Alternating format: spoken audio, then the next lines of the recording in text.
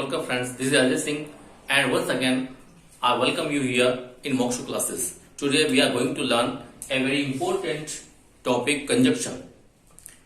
Part of speech में conjunction पढ़ने जा रहे हैं आज हम, जो कि एक महत्वपूर्ण टॉपिक है। देखिए कंजक्शन होता है क्या है? कंजक्शन होते हैं संयोजक, दो चीजों को जोड़ने वाले, है ना। A conjunction is a word that joins two words, phrases और सेंटेंसेस। एक कंजक्शन जो होता है is a word that joins और एड्स, जो जोड़ता है, मिलाता है दो वर्ड्स को, दो फ्रेजेस को या फिर दो सेंटेंसेस को, उसको हम कंजक्शन बोलते हैं। ठीक है ना। तो दो नामों को, दो नाउन को, दो वर्ड को, दो आपके सेंटेंस को या फ्रेजेस को जोड़ता है, उसी को हम क्या बोलते हैं? कंजक्शन बोलते हैं। देखिए कुछ सेंटेंसेस दिखे हमने आपके सामने। Ravi and Dinesh are friends. इसमें ये एंड जो है ये कंजक्शन की भूमिका निभा रहा है। रवि और दिनेश दो मित्र हैं, तो यहाँ पे रवि और दिनेश को जो है एंड वर्ड जो है वो जोड़ रहा है, इसलिए इसको हम कंजक्शन कहेंगे। ये कंजक्शन था यहाँ पे।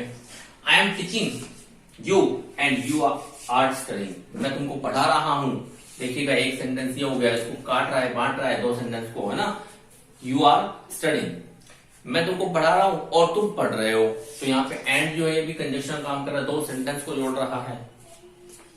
He is poor yet honest. ये देखिएगा, येट वो गरीब है फिर भी ऑनेस्ट है, ईमानदार है, तो यहाँ पे येट जो है वो आपके कंजक्शन की भूमिका निभा रहा है। He tried but could not catch the ball. उसने कोशिश की लेकिन बॉल नहीं पकड़ सका। उसने कोशिश की लेकिन बॉल नहीं पकड़ सका। ये लेकिन वर्ड जो है ये आपको दोनों सेंटेंस को बांट रहा है। ट्राइड, ही ट्राइड और could not catch the ball, इसको बांट रहा है। ऐसे he was late therefore he took a taxi. वो लेट हो रहा था इसीलिए उसने टैक्सी ली, है ना। यहाँ पे देयरफॉर वर्ड जो है इसीलिए ये बांट रहा है दोनों सेंटेंस को अलग अलग। वो लेट हो रहा था, that is why he took a taxi. यही कारण था कि उसने टैक्सी ली। तो यहाँ पे देयरफॉर जो है is an a conjunction. He is not only a singer but also a dancer. देखिएगा ये भी कंजक्शन है, नॉट ओनली और बट ऑल्सो, ये भी कंजक्शन है। वो न केवल सिंगर है बल्कि एक डांसर भी है। वो न केवल गायक है बल्कि एक नर्तक भी है। तो इस प्रकार से ये सब के सब क्या है? कंजक्शन है। तो आप कंजक्शन की भूमिका समझ गए होंगे कि जो वर्ड दो वर्ड्स को, दो सेंटेंस को या फिर दो फ्रेजेस को जोड़ता है उसी को हम क्या कहते हैं? हम कंजक्शन बोल देते हैं। तो ये एंड, बट, इस तरह के सारे जो वर्ड हैं कंजक्शन है। अब इन विस्तृत चर्चा हम करते हैं आगे। अब देखिएगा क्लासेस ऑफ कंजक्शन। कंजक्शन की क्लासेस क्या होती है, कितने श्रेणी में इसको बांटा जा सकता है? तो देखिएगा coordinating conjunction. Coordinating conjunction, this kind of conjunction adds two words, phrases और क्लॉजेस हैविंग सेम रैंक और इंपॉर्टेंस। देखिएगा इसमें इस प्रकार के कंजक्शन जो होते हैं वो एक जैसे रैंक के, ये एक जैसे महत्व के वर्ड को या फिर जैसे फ्रेजेस है कोई वाक्यांश उसको या फिर सेंटेंस को जोड़ते हैं, स्टेटमेंट में जोड़ते हैं, है ना। जैसे देखिएगा सेंटेंस आपके सामने, I know both English and Hindi. यहाँ पे दो वर्ड को जोड़ रहा है, देखो एंड जो है यहाँ पे इंग्लिश और हिंदी को जोड़ रहा है। इसी तरह से Maya got injured while working in the garden, यहाँ पे फ्रेज को जोड़ रहा है। माया इंजर्ड हो गई, माया घायल हो गई, चोटिल हो गई, कब? While working in the garden, बगीचे में काम करते हुए। देखिए फ्रेज है, इस फ्रेज को इसके साथ जोड़ रहा है, इस क्लॉज के साथ जोड़ रहा है। तो इस तरह से देखो ये एंड है, व्हाइल है, कंजक्शन का काम कर रहा है। और किस तरह कंजक्शन हुआ है? ये कोऑर्डिनेटिंग कंजक्शन, क्योंकि ये सेम रैंक के या सेम इंपॉर्टेंस के सेंटेंस को या वर्ड को जोड़ रहे हैं। तो इस प्रकार के कंजक्शन और कोऑर्डिनेटिंग कंजक्शन कहेंगे। अगला देखिएगा इसमें आगे क्या करते हैं, 4 types of this kind of conjunction. इस प्रकार के कंजक्शन 4 टाइप के होते हैं, ठीक है ना।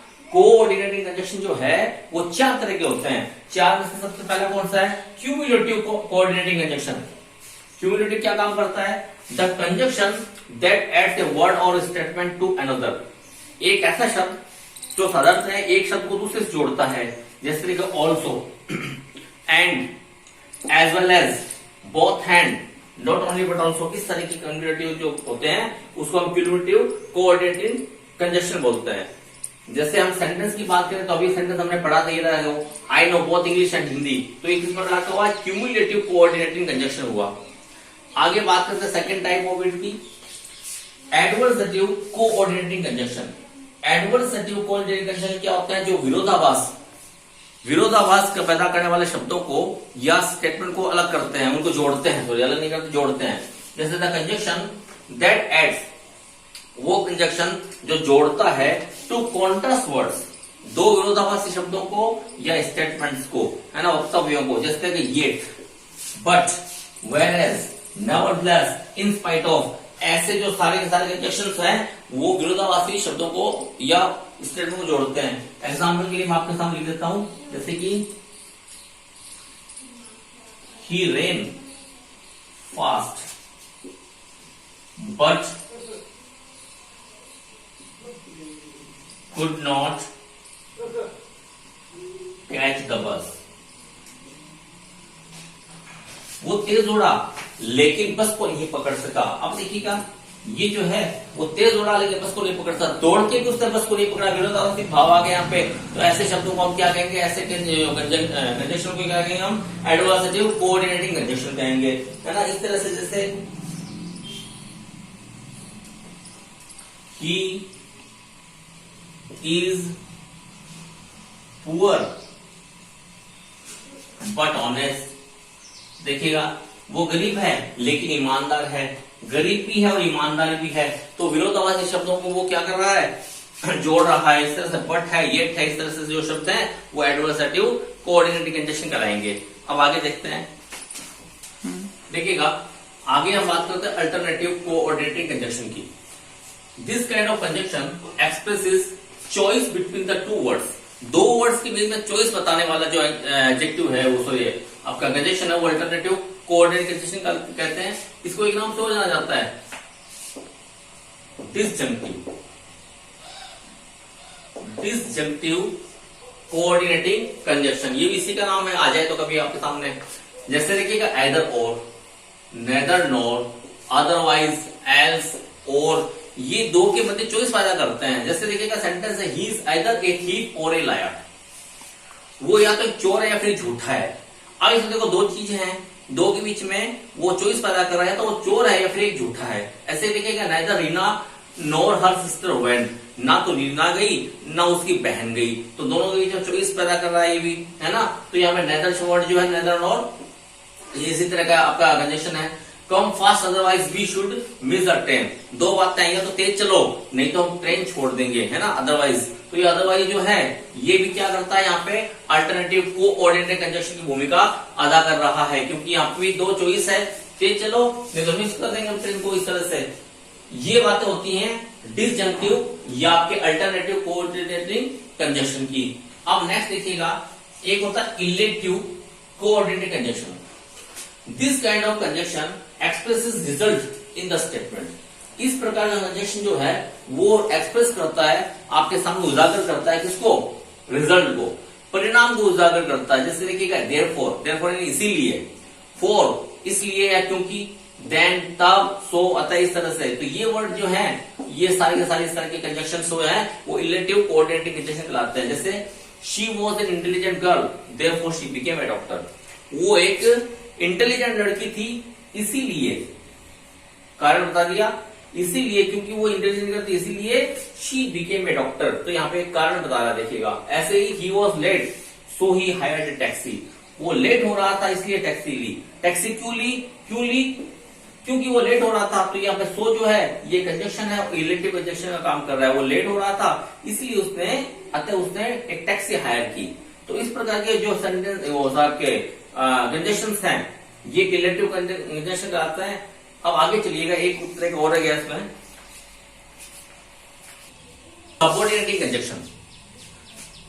This kind of conjunction adds a principal clause to a subordinate clause. इस तरह का जो कंजक्शन है वो क्या करता है, प्रिंसिपल क्लॉज को, मुख्य उपवाक्य को सबऑर्डिनेट क्लॉज के साथ जोड़ता है। जैसे देखो ये उदाहरण, after, before, since, as soon as, while, until, so long, so that, less, इस तरह से, है ना। इस तरह के बहुत से हो सकते हैं। ये सारे के सारे क्या सबऑर्डिनेटिंग, एक मुख्य प्रिंसिपल होता है, प्रिंसिपल क्लॉज, वो क्या करता है, डिपेंड करता है किस पे, सबऑर्डिनेट क्लॉज पे। देखिए जैसे we eat so that we can live, ये सेंटेंस है। इसमें देखिएगा वी ईट, ये प्रिंसिपल क्लॉज है।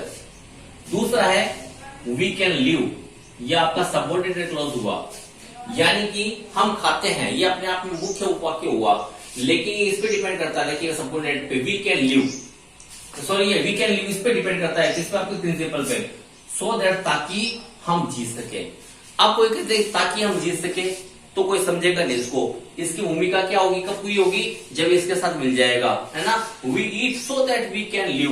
तो इस प्रकार से प्रिंसिपल क्लॉज को कौन जोड़ रहा है, किसके साथ जोड़ रहा है, सबऑर्डिनेट क्लॉज के साथ जोड़ रहा है, और कौन जोड़ रहा है, ये वर्ड सो दैट, है ना, हम खाते हैं ताकि हम जिंदा रह सके। तो ये ताकि वर्ड जो है, हम खाते हैं, हम जिंदा रह सके, इन दो उपवाक्यों को जोड़ रहा है। तो इस प्रकार से सो दैट जो है वो आपके सबऑर्डिनेट क्लॉज हुआ। ऐसे देखिएगा,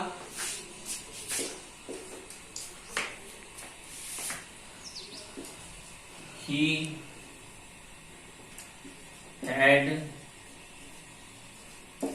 started playing before the coach whistled। ये है he had started playing before the coach whistled, उसने खेलना शुरू कर दिया, है ना, इससे पहले कि कोच ने सीटी बजाई, यानी कोच की सीटी बजाने से पहले उसने खेलना शुरू कर दिया। तो देखिएगा इसमें ये प्रिंसिपल क्लॉज हुआ, और ये उसका सीटी बजाने से पहले ही, तो ये इसका सबऑर्डिनेट क्लॉज हुआ। दोनों को जोड़ कौन रहा है, बिफोर जोड़ रहा है। तो ये इस तरह से जो है, ये आपका सो दैट हुआ, बिफोर हुआ, आफ्टर हुआ। तो इस तरह के कंजक्शन जो होते हैं आपके सबऑर्डिनेट कंजक्शन होते हैं, जो किसी मुख्य उपवाक्य को सहायक उपवाक्य के साथ जोड़ते हैं, प्रिंसिपल क्लॉज को सबऑर्डिनेट क्लॉज के साथ जोड़ते हैं। तो आप अध्ययन करते रहिएगा। इस तरह से हमने ये आपके कंजक्शन का चैप्टर पूरा कर लिया है। उम्मीद करता हूं आपको वीडियो समझ में आएगा। कोई दिक्कत हो तो आप कमेंट बॉक्स में कमेंट कर पूछ सकते हैं।